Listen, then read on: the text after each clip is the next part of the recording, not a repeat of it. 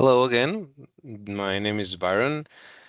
I am from Besser Business, and thank you for joining again this webinar focused on industrial energy analysis systems and the ISO 50001 standard. This webinar is going to be focused specifically for those that are interested on how to implement energy analysis systems and how to do it with atvise. Just one moment. Yep. So thank you again for joining. What can we expect from this webinar? What you can expect from this webinar is all the information necessary in order to understand how to implement energy analysis. At the same time, understand where the energy losses comes from in the industrial environment. At the same time, we will see how to implement the standard, the ISO 50001. And at the end, we will see some recommendations in order to implement energy analysis systems. So let's start and hope you enjoy this webinar. During the webinar, you can ask questions in the chat. And at the end of the webinar, we will set some time apart in order to answer those questions. So feel free to ask any question, and we will be more than happy to answer them by the end of the presentation. Okay, well, we will see, as I said before, why we need to implement this type of systems, where should it be implemented, how to improve the energy consumption in your business, and obviously from an industrial standpoint, how to improve indicators. Also, from an integrator's perspective and from a company, from an end customer perspective, what is the resistance to change, or what are some of the obstacles that prevent people or companies to implement this type of solutions? We will see that as well, so that if you are planning to implement this in your company, at the end of this meeting, you will see some strategies that could be beneficial in order to promote this type of solutions in your company. Okay, first of all, a quick introduction of Bester. In Bester, our focus is to provide tools to integrators and end customers to do monitoring and control, connectivity, and automation. And here we have 4 brands. There is a quick overview of the story of atvise. We started in Bester, Spain, our main site or headquarter. We started with a brand called Matricon. Probably you've heard about it. The main goal of Matricon is to be an OPC server communication. And after that, we saw that customers were interested on also getting training on OPC and also how to use these tools. We also integrated another SCADA at the moment. It was Ignition. Then we moved to Latin America in 2012. In 2015 to Bester, France. So we opened operations there in France. In 2016, we went abroad and approached a wider market worldwide. And then in 2017 in US. In 2018 came binaural automation. If you have heard about it, this is another tool in order to do connectivity, similar to Matricon, but with more capabilities in terms of protocol conversion. Then we started working with atvise, which is a solution that we're all going to see today. And then we started our partner approach, our partner strategy in 2021. This is just a quick overview of Bester history. The main purpose of this is that you know a little bit more about the company that is presenting this type of technologies. Who is behind atvise is Bachmann. This is a company from Austria, and it was founded in 2005. It's been working with atvise for multiple years, more than 600 customers using atvise in their operations, and you can find more here. We have an integrator program, so if you are an integrator and would be interested on representing this brand and using all the capabilities that it comes with, feel free to ask more information in an email that we will send you, or you could ask more information as well by the end of this meeting. Okay, for those that don't know atvise, I'm going to do a quick overview. It's not going to be an extended overview, obviously, because our focus today is to talk or discuss about the energy analysis systems. However, it is important to understand a little bit about the technology that is behind these tools in order to monitor energy analysis. So what is atvise? atvise is a software that is focused on web-based visualization, and it comes with multiple technologies that enables every integrator or every developer to implement SCADA systems very quick in the industrial environment nowadays. It comes with OPC UA so that you can connect with any type of device and any type of brand and protocol. And at the same time, it comes with multiple functionalities. And the cornerstone of atvise is web services. What I mean with web services is that you can present information from any device and from everywhere using the IP address of the computer that is running atvise, as is shown here. As I said before, it is native for pure web technology, so it doesn't need any type of installation in order to see the visualization. You will see today that we have the visualization of the energy analytics, where we see power factor, energy consumed, total energy, total cost. We see all of that, and that can be seen in any device, anywhere through web connectivity. Obviously, as I said before, the most important element here is that we're going to be able to connect with every device, any protocol, thanks to this standard communication, and also implementing all the improvements that goes along this protocol as it is evolving over the years.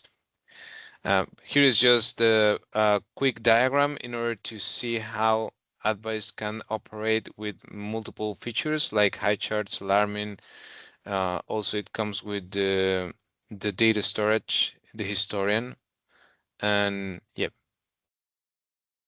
So that's a quick summary of atvise. If you would like to know more about atvise, because this is not, I mean, energy analysis is not the only thing that we do with atvise. We do a lot of things like, for example, manufacturing analysis with the OEE. We do the typical process analysis. So if you would be interested on knowing a little bit more about this technology, we will be more than happy to help, and you could ask for a specific time for you by the end of this meeting. So now let's get into the topic that got us today here, which is the energy analysis systems. As I said before, if you are an engineer that is focused on energy analysis or energy improvement, or if you are someone in a company as an end customer that would like to improve the energy consumption and to be more efficient internally in your company, this training will give you a complete overview of all what is needed in order to accomplish that. Here you will learn pretty much everything related to how to implement energy analysis systems. And the first thing is to understand why.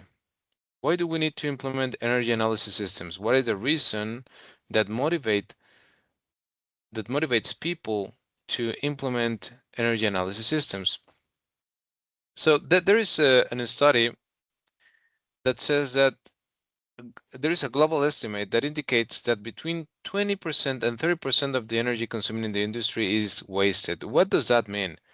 What that means is that most of the energy that we are using is being used to produce the product or service that the industry or that the process is producing or manufacturing. However, there is a lot of energy that is being wasted, between 20 and 30%. That's a lot of energy necessary in order to manufacture the product or the service that we provide. And at the same time, what that means is not only a number, because in terms of percentage, that doesn't say a lot, but what is important for companies is the estimated cost. From the analysis that was done by the Inter-American Development Bank, it shows that it is between 21 to 32 billion. So that is what is interesting for companies, how to reduce that. Probably you have seen it, just for a moment. Probably you have seen it in with the companies that you work with or in the company that you are at the moment, that there is an increasing demand of energy and therefore there are increasing prices for energy consumption. So this has become even more important for companies over the years, and it's going to become even more important. The outlook that we will have for the next years is that the energy will be in higher demand due to some technologies like artificial intelligence and robotics. Therefore, the cost is going to increase until we get an increase of generation. Because if we increase the demand, but the generation does not keep up, then the prices are going to go up. So it becomes even more important for companies to monitor where they are wasting the energy. And from investor standpoint, and for multiple companies as well, we are also interested on reducing the environmental cost. Why? Because this is not only money, this is an environmental cost that is very important in emissions of CO2 and pollution. And therefore, there is a lot of pollution in the environment that can be prevented or that can be reduced. And I know companies are interested in the cost, definitely. However, let's also think on the environmental cost. And if we can do something to improve that, why won't we do it? Where should it be implemented? So what are the companies that are um, that what are the companies that have the highest level of energy losses? What are some of those companies? So based on the analysis that we've done and also from multiple sources, most of the energy waste comes from general manufacturing. So companies that manufacture products, most of the time they are wasting between 20 to 30%. And this is important to see because if you are an integrator and you are working with this type of companies, then there is an opportunity to help them improve their energy consumption. Also, chemistry and industrial processes, 40%. The main reason is because this type of chemistry processes and petrochemical processes, they require a lot of heat. Therefore, they are more prone to have heat waste, and therefore they are more prone to be energy inefficient. So that's the reason why. Obviously, commercial and industrial buildings, it is pretty common to have buildings without the proper isolation. Therefore, these are also uh, um, another sector or another set of sectors that have energy inefficiencies. And there's another number that in US, 58% of the total energy is prone to have inefficiencies as well. So these are the sectors that are with the higher risk or with the higher number of processes with inefficiency. And here are the numbers. So therefore, what this means is that if you are planning to implement these services, this would be your target market. Okay, now we know why it is important to implement energy analysis, the reasoning behind from companies, the reasoning behind from those that are interested in the environment. What are the companies that have the biggest issues in terms of energy efficiency. But whenever you visit a customer, it is important to understand the main energy losses or where the inefficiency comes from. It is important to understand that because it is not only a matter of measuring that, it's a matter of understanding the phenomenon and understanding also where it comes from. And as you've seen probably in the industry, there are multiple losses or multiple sources of inefficiency. And what we wanted to do was to categorize all the sources in just 6 so that it is easier to people to understand and to digest and to remember the reasons or the main sources of inefficiency. So that's why we developed this. And in the following slides, you will see the main 6 reasons why companies are energy inefficient and what are the main sources of inefficiency. So the first one is obviously equipment. The first thing that comes to mind when you think about energy inefficiency is motors, because those are the ones that consume the most amount of energy typically in industrial processes. And electric motors, if they're inefficient, they will heat up and at the same time they will vibrate. But the thing is that that heat that is coming out that motor is not for free. In fact, that heat is a lot of energy that we are paying at the end of the month. Therefore, we need to keep an eye on the heat that comes out of the motor. When the motor heats up, it means that probably it is working in an inefficient way.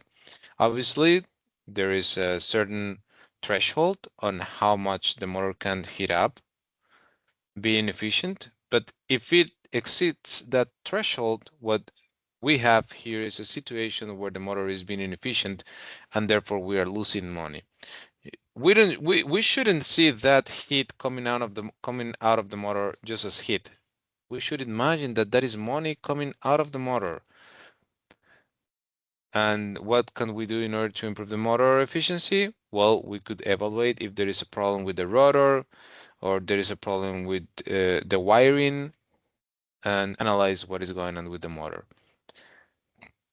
Transformers, during the operation of the transformer, after multiple years, there are some losses due to hysteresis, and this is a normal behavior for transformers over the time of the operation, over the life cycle. Pumps and compressors, this is typical. If they have the defective seals, what you will see is that there will be leaks, and if there are leaks, that water that is coming out of the water pump is not for free. In fact, you are paying for that. So we should take care about defective seals and cavitation. So these are 3 main players that we have as a main energy inefficiency source. At the same time, thermal processes, I mentioned that before. If we have poor isolation, you will see that the system is less efficient because it requires more energy from a thermodynamic standpoint in order to keep the same temperature within the vessel or within the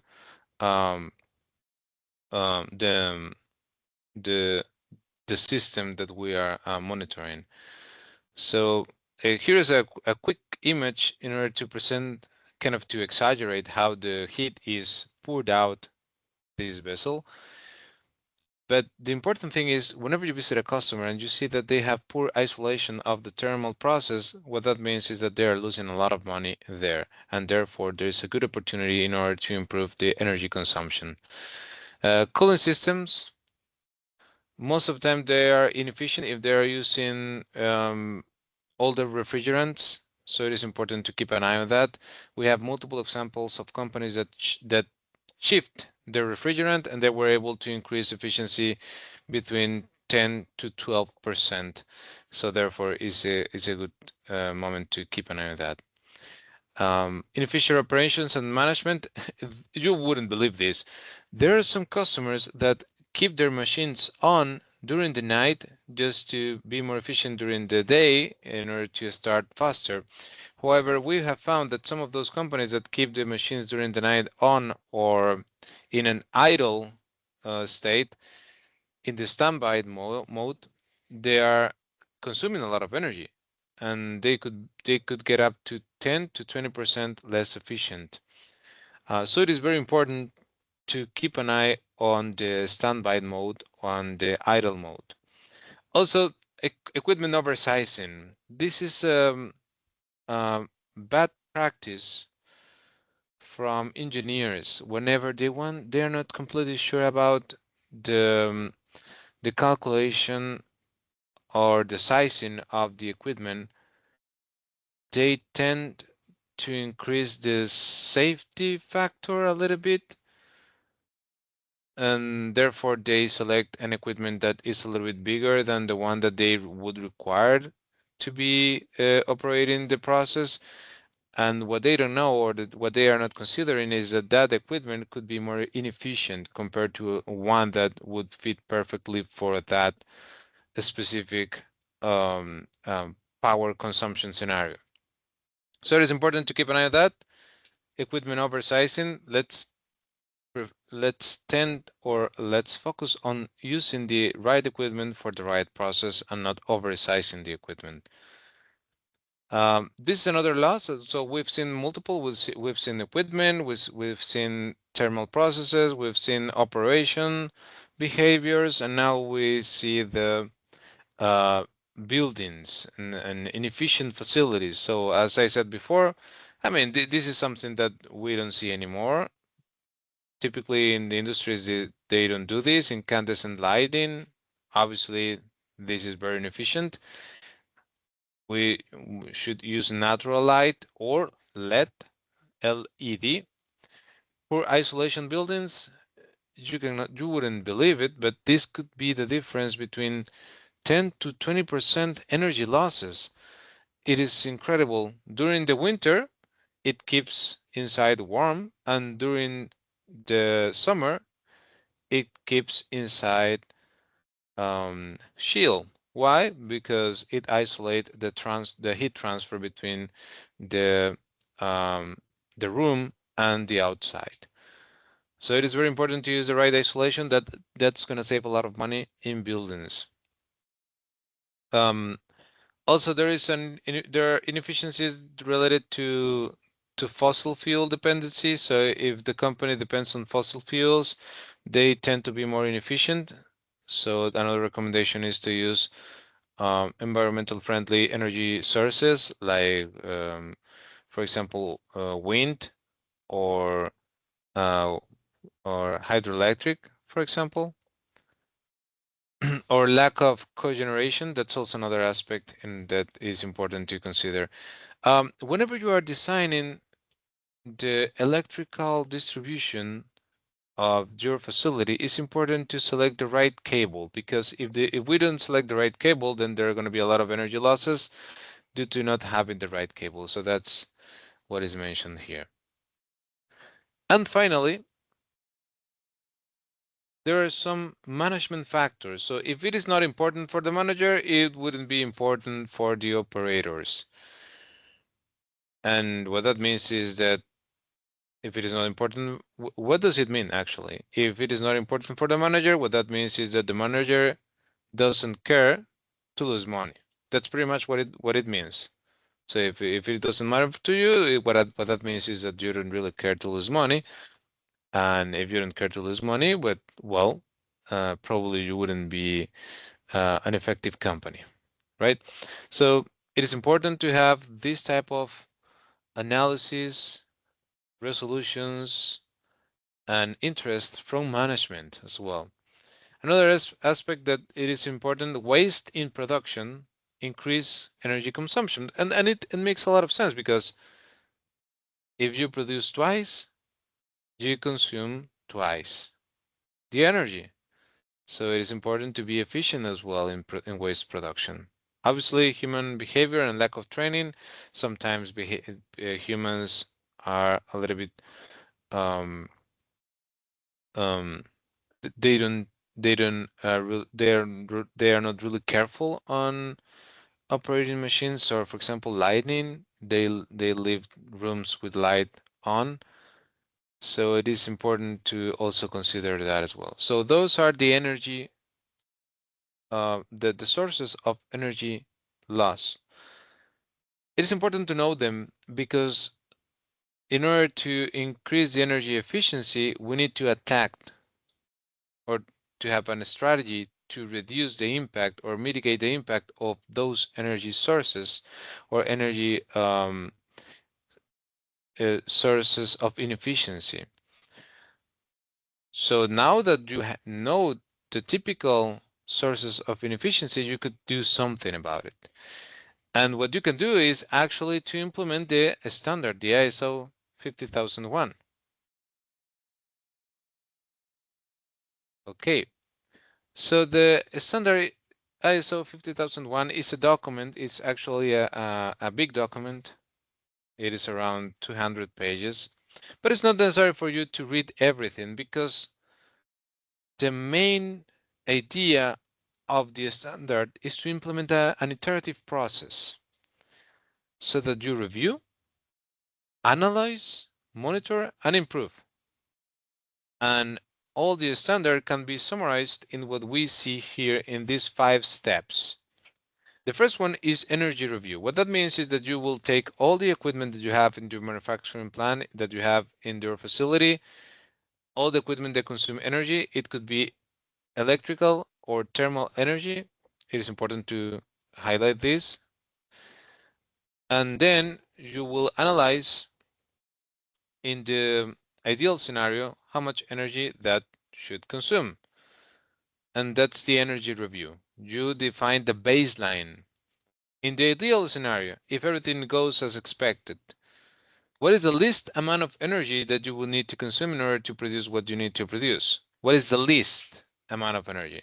That's the baseline. And that's actually this, ENB, energy baseline. You need to define the baseline. This is the target. Obviously, it is very difficult to hit the target because during the day-to-day operation, you will find things that happen, and therefore it is difficult to hit that energy baseline. But in the ideal scenario, in the ideal world, you will get to that energy baseline.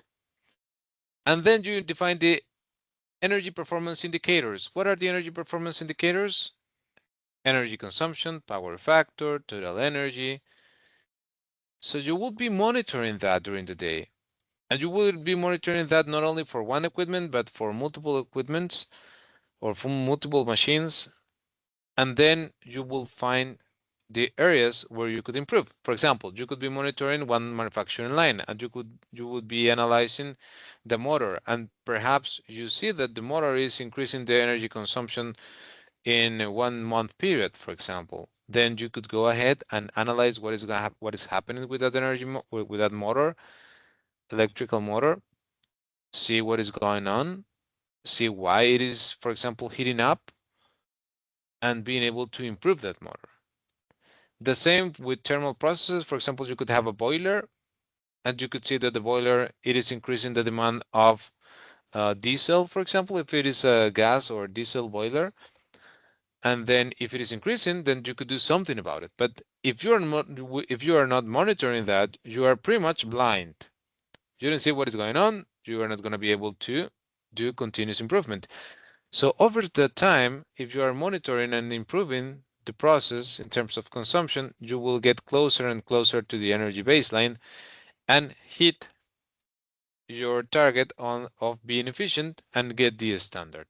So this is pretty much the idea. It's an iterative process where you define how it looks like when you are the most efficient.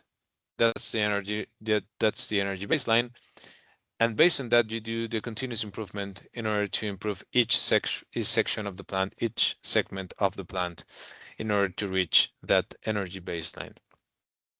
So these are all the steps, but the most important element here is that in order to get certified, there are some entities like AONR or NQA that they are going to measure how close you are to the baseline and for how long you can be close to that baseline. This SCADA is essential. Why is essential? As we saw before, the monitoring portion of it.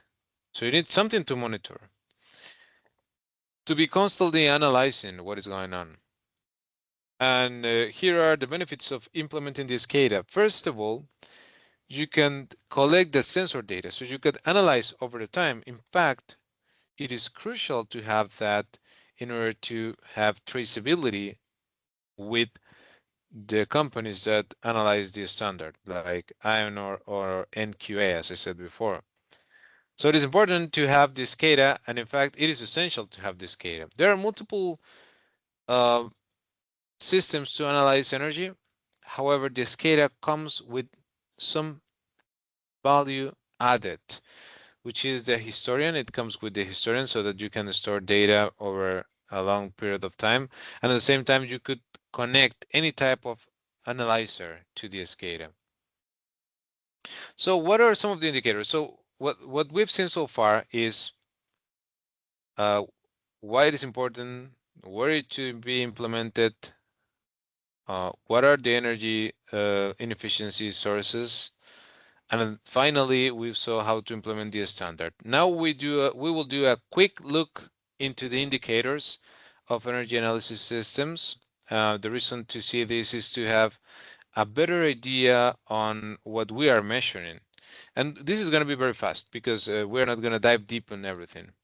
So first of all, the electrical variables, what we measure is voltage and current. Interestingly, this is very interesting. All the variables that we analyze comes from these two, voltage and current. Those are the main sources of information in this energy analysis environment and process. All the variables that are after, or all the indicators are related to voltage and current in some ways or some form. For example, we have the power. The power is if you multiply the current and the voltage, then you will get the power. The phase angle. This is a behavior that happens in AC grids or yes, pretty much the behavior that we have when you have to if you have a power grid with AC voltage, you will see that if you have certain type of charges like motors or capacitors, then you will get that there is a phase angle between the current and the voltage. And what that creates is actually more inefficiency. We will see later. Then the frequency is the cycles that we have per second of this AC AC signal that we get from the grid. Then we have the power. Power could be apparent, active, or reactive power.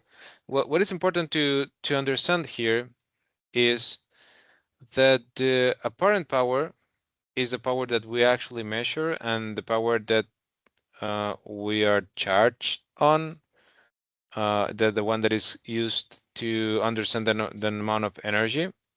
Later on, we will see that the power is used in order to calculate the energy consumed. It's not the same, obviously. Power is how much energy we are consuming per amount of time, but the apparent power is how much we is what we measure in order to understand how much energy we are consuming. We have active power and reactive power. Active power is the energy that is being used in useful work and therefore is good power, we could say it. And then reactive power is pretty much waste. We would prefer to reduce reactive power as much as possible. However, whenever we have motors, due to certain electromechanical phenomenon, we will have some energy lost there. And then we have the power factor, which is the relationship between active power and apparent power. If they are the same, we have a power factor of 1, which is ideal. If the active power is a little bit lower than the parent power, then it's gonna go down and down. What it is recommended to is to have a power factor around around 0.92. That's kind of the baseline for the power factor. Then we have another consumption variables like the energy consumed. The energy consumed is pretty much the power multiplied by the time. Why? Because power is how much energy we consume per unit of time. That's the power. And when we do this analysis, the power is not going to be constant, obviously. It is going to operate differently based on the time of the day. For example, this is a residential use of power, and as you could see, it starts 0.2 kilowatts. This is, as I said, is average during the night, and it's going to increase up to 6 a.m. to this level, and then it stays stable, and then it's going to increase until the night. As you could see here, we have the peak. As I said, this is residential consumption. Why? Because during the night, everyone comes to home and turn on the TV and start preparing dinner and everything. And then it's going to go down until the next day. So this is the typical shape of residential consumption. And if you would like to calculate how much energy we are consuming here, because as I said before, this is power, then you will have to integrate the line over the time. And this is pretty much calculating the area of this shape, which is, I mean, obviously there is no there is no function to represent this line. Therefore, what you would need to do is to integrate this using a numerical process, calculating, dividing the area in multiple rectangles and adding up the rectangles. This is how we calculate that, and this is how the analyzer does. What is important here is to differentiate between energy and power. Power is how fast is the energy being applied. Energy is actually what the the power grid operator or the energy provider will measure in order to charge us. And typically it is in kilowatt hours. That's the typical measure or the typical unit that we use, kilowatt hour, in order to know how much energy we have consumed. And for example, in Latin America, there is a conversion where in a certain period of the day, they charge you $0.2, for example, per each kilowatt hour. So that is how companies are charged in terms of kilowatt hour. So that is why important. So whenever you hear someone saying power and energy, power is measured in kilowatts and is how fast the energy is being applied to the process. It is the how much energy you are consuming per unit of time. For example, watts is how much energy you are consuming per second, and the energy is actually measured in joules. However, you would never hear someone using joules per second. What you will hear is kilowatts or watts. So it is important to have that to understand the difference. Power is measured in watts. Energy is measured in kilowatt hours. And what is exactly a kilowatt hour, by the way? A kilowatt hour is, imagine that you have a motor and the motor consumes, or the power of the motor is 1 kilowatt. And you start that motor during 1 hour. In that hour, that motor consumed 1 kilowatt hour. That is what a kilowatt hour is.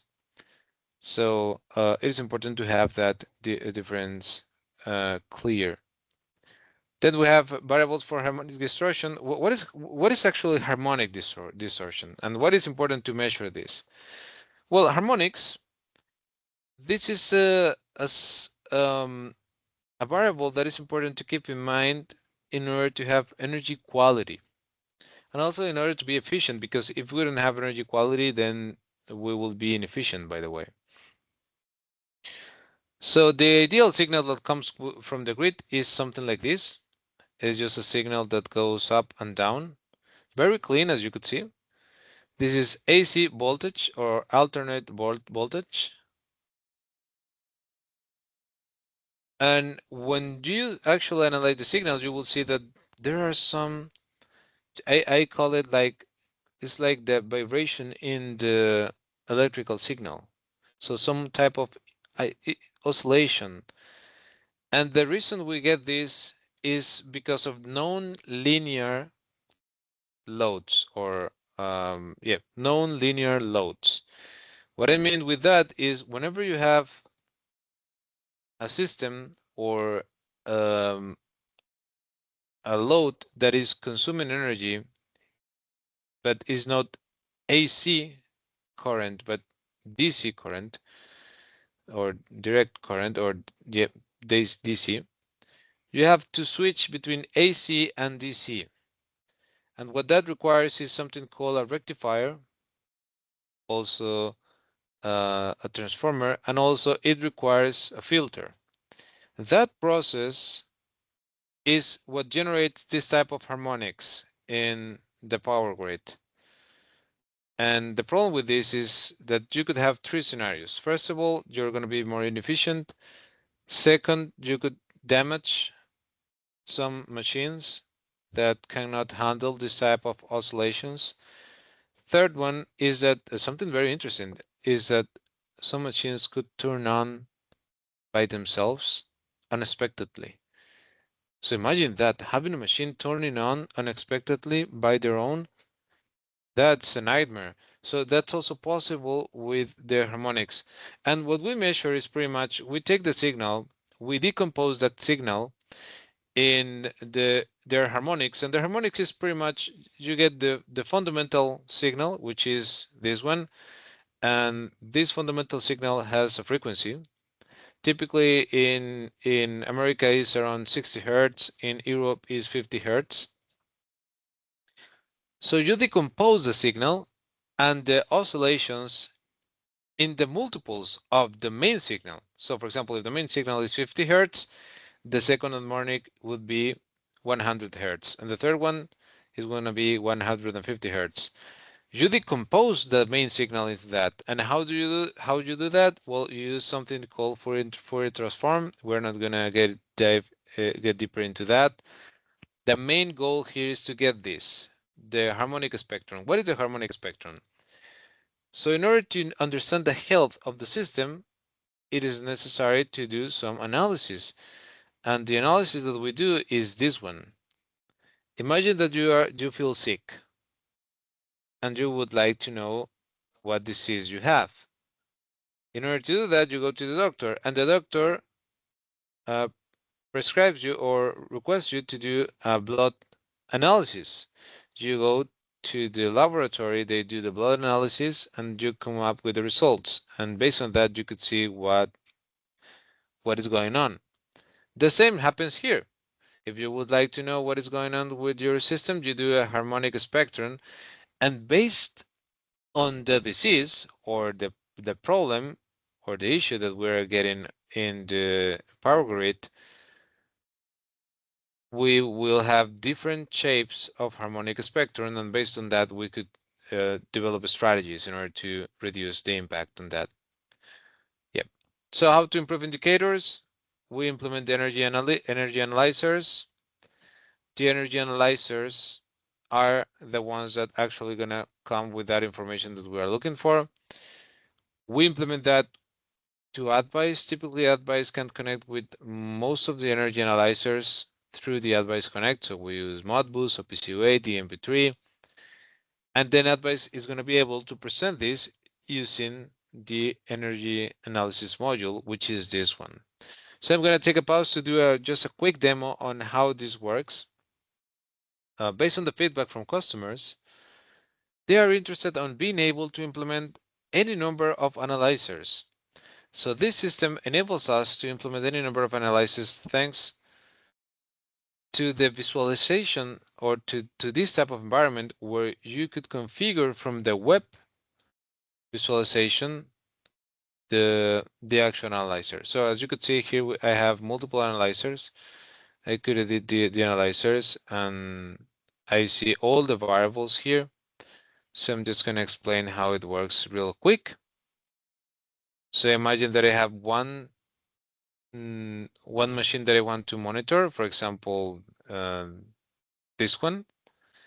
And then I'm gonna start implementing the variables from here directly. So I go here and browse and select the variable that I want to monitor. For example, in this case is voltage. So I go ahead and select energy and then voltage. For example, it's gonna be voltage L1.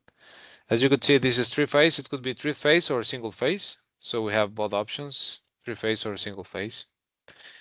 As I did this, you select the current, the active power, reactive power, energy, power factor, frequency, the total harmonics distortion, which is another element that we monitor in terms of harmonics, demand. Here is where you add the harmonics. You could add n number of harmonics. Then here is where you configure the economics. What does it mean is that you use the default cost.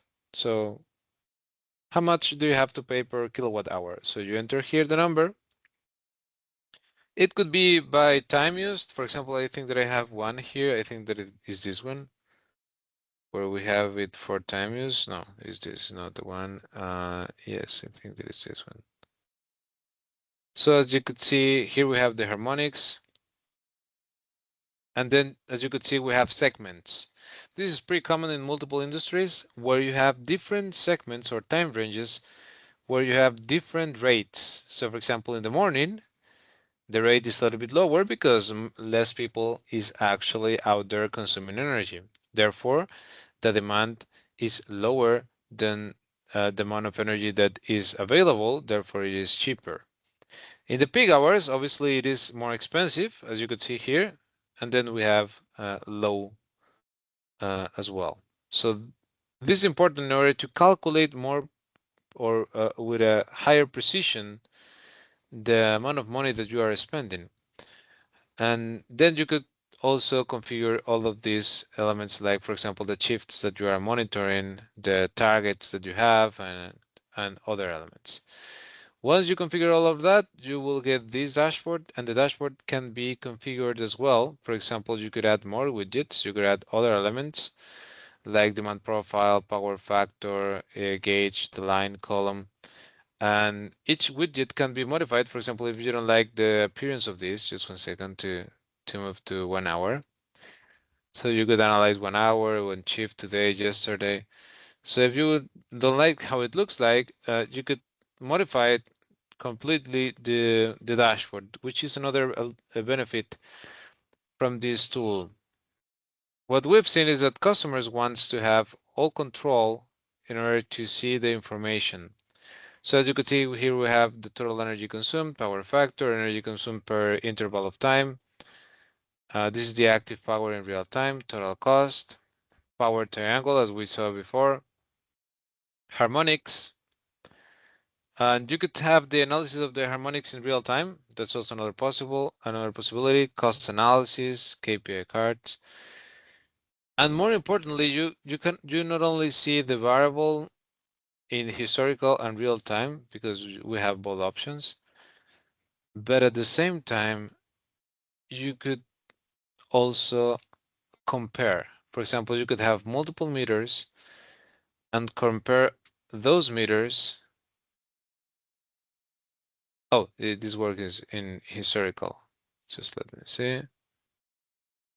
Yeah, you can compare both all meters, for example, extruder, calibration, cutter, see which is the one that has consumed more energy, compare the trend, and also the heat matrix where you could see during the day what is the time of or period of time where we are consuming more energy. So the idea here is that you are going to be able to see directly what is the bottleneck and what are the systems that are consuming more energy. So that's the main reason of this, being able to compare multiple systems. Then we have also the peak shaving monitor. This is another feature that is typically used. Just let me go to today, because most of the time companies are not charged based on the kilowatt hour consumption, but they are charged on peak consumption. So what we are monitoring here is the power every 15 minutes in order to understand the peak consumption. So if you would like to get to know more about this tool that we have in order to do energy monitoring, we will be more than glad to present that in a following meeting. So yeah, the key goal of the analyzer, as I said before, is to extract that information. It is important to define the type of network that we have, the voltage and the expected current in order to define correctly the analyzer. But we also need other things like the voltage and current transformers, because whenever you are going to connect the analyzer, you're not going to cut the cable in half. That wouldn't make sense. What you would do is to use this, and the cable goes through the transformer, and then you will be able to measure current and voltage. And then we have the fuses. The fuses is to protect the system. These are some of the ways to connect the system. For example, this is a three-phase type of network. Well, we have here the connectivity, and here is what you will get from the analyzer is 3 pairs of inputs for current, 3 for voltage, 1 neutral voltage, and this is the power source for the actual analyzer. Typically, it works with 24 volts DC, or there are multiple type of analyzers. So this is how you connect them. This is the transformer. So this, what you are seeing here is pretty much this. And then you have the fuse in order to protect the analyzer. So then you have load balance, 3-phase, 2-phase unbalanced load circuits, and single-phase circuits. Yep. So as I said before, there's a final portion of the webinar where we just talk a little bit of, despite the fact that we get a lot of benefits using the energy analytics or energy analyzers, why are companies sometimes reluctant or hesitant to implement this? Why? And we have found multiple reasons. The first one is lack of knowledge of technology. They don't know that this exists. Lack of trained personnel on how to implement it. That's also another reason. Ignorance of returns of investment, or they don't know that there are actually returns of investment, and that's totally reasonable and understandable. They don't trust the tool, or they have high implementation, or they think that they have high implementation costs. So there are multiple reasons why companies don't implement this. However, what we have found is that most of the time, those kind of objections or obstacles can be overcome. And this is how Vector could be your ally. We can train you. So if you don't know about the technology, we can train you. This was a very basic training, obviously, with the time that we had, but we could go even deeper on understanding all the electrical variables that we need to measure, how to measure them. We provide advice during the implementation, also analyzing the results to make sure that you get the results.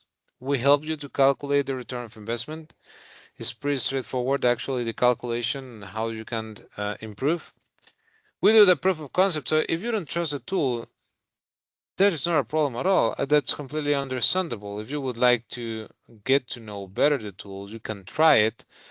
And everyone here, you are more than welcome to do a proof of concept. We are more than happy to help if you would like to do a proof of concept.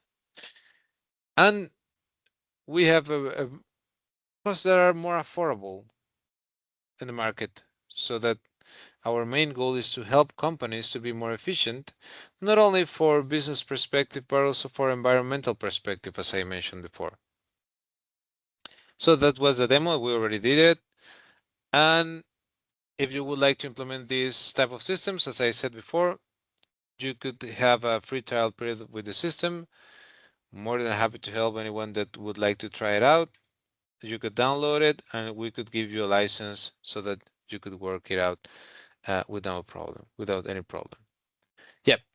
So this brings us to the end of the webinar.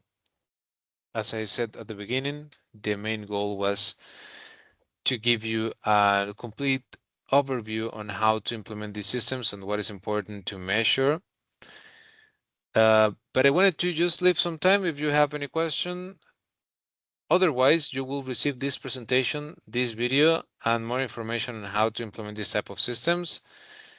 And yeah, if you have any question, we will give you a couple of minutes. Otherwise, this will be the end of this webinar. It has been a pleasure to be here. You will see us in other webinars just to during if you're just let me see, we have some questions. I think that we don't have so far. But what you can expect in the future, we will come up with even more webinars more related to artificial intelligence. We also have new tools that you will see, reporting and dashboard tools. So uh, stay